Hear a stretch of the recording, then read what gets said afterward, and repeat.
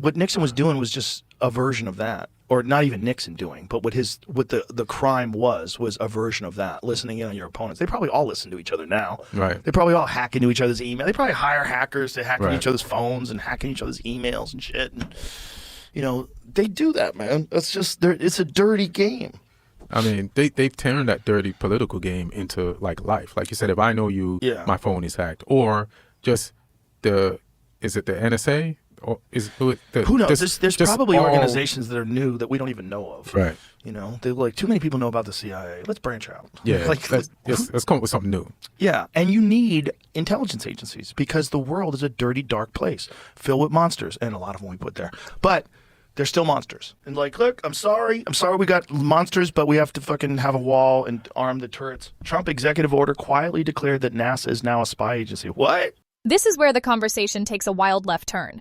NASA, the agency we associate with moon landings and space shuttles, suddenly being labeled a spy agency? That's not just a bureaucratic shift, it's a complete rebranding of its purpose. Legally, this changes NASA's mandate, placing it under the same umbrella as intelligence services. The audience should ask, is this about protecting national security or about redirecting NASA away from science and into surveillance? Either way, it marks a dramatic shift in the agency's identity. How? About that? What? Yeah, this happened a couple weeks ago. What? Yeah. They spy from space? I don't know. What does it mean? The executive order came out, and there's just a redesignation, I think, of what NASA is officially. What does that mean? I don't know. That's it could be nonsense, or it could mean something important. Is this a legit did they change the name of it? No, it's still called NASA, as far as I know.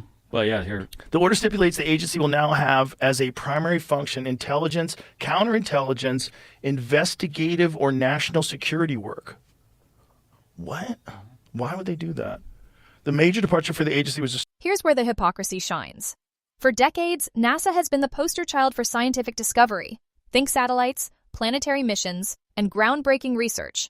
Now, overnight, it's being redefined as a counterintelligence arm. The legal twist? NASA was simultaneously stripped of collective bargaining rights, meaning thousands of employees lost union protections. That detail, buried under the spy agency headline, suggests this order was just as much about labor control as it was about espionage. It's not just about space. It's about silencing voices on the ground. Historically focused on space exploration, as well as space and earth sciences over its 67-year lifespan. Not to mention that science and exploration stuff, NASA Watch founder Keith Cowing, former scientist and at the agency now closely follows its internal and external politics, wrote in a blog post, there are signs that Trump's intentions behind the order were at least partially related to labor concerns rather than spycraft. The order also added that NASA to the Federal Service Labor Management Relations Statute, excluding it from collective bargaining representation. Ooh. The news that NASA will now be a spy agency was seemingly overshadowed in the media by the president's elimination of union rights for thousands of federal employees mere days before Labor Day, despite multiple lawsuits challenging the change.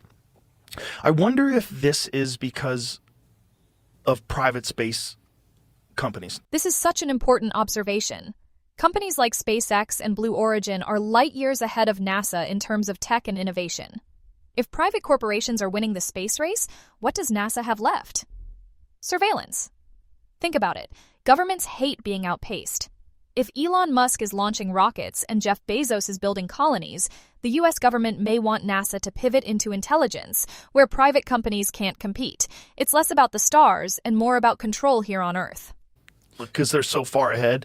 Like Blue Origin is far ahead of what NASA does. Tesla, SpaceX is very far ahead of anything that they do. It's almost like you leave it in the hands of private companies. They could do a better job of space anyway. And then turn NASA into this? No, I don't like. Why are you doing that? The last thing we need is more spies. But I feel like when you turn something into a spy agency, it already was. Right. This is where Rogan nails the point. Turning NASA into a spy agency feels less like a transformation and more like an admission.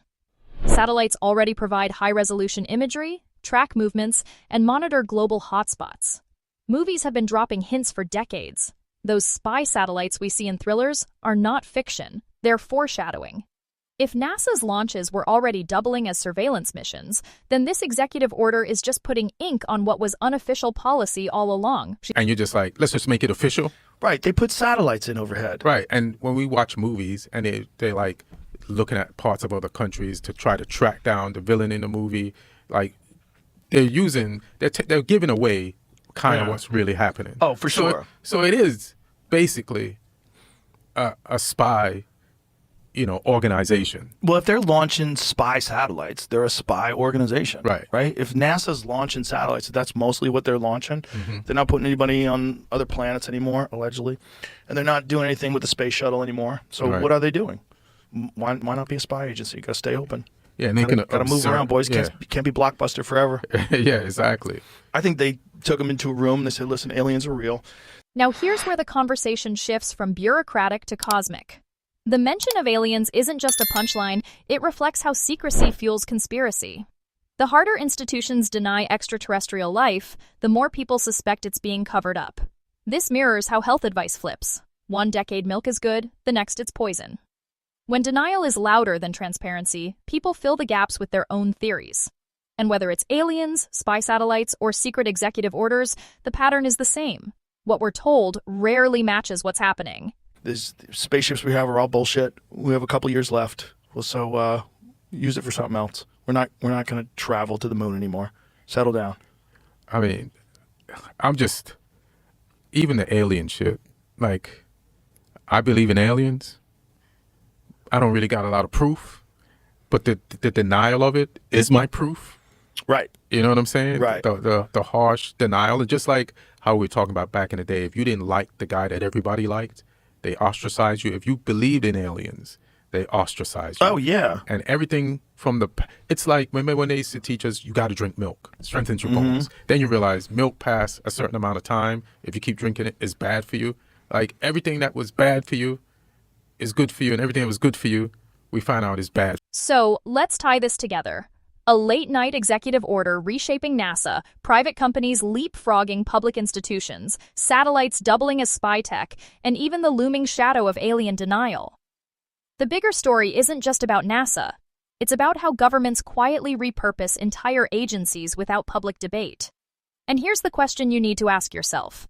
If they can flip NASA into an intelligence agency overnight, what else can they rewrite when no one's looking?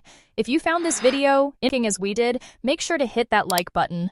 Are your thoughts in the comments, and don't forget to subscribe for more interesting videos.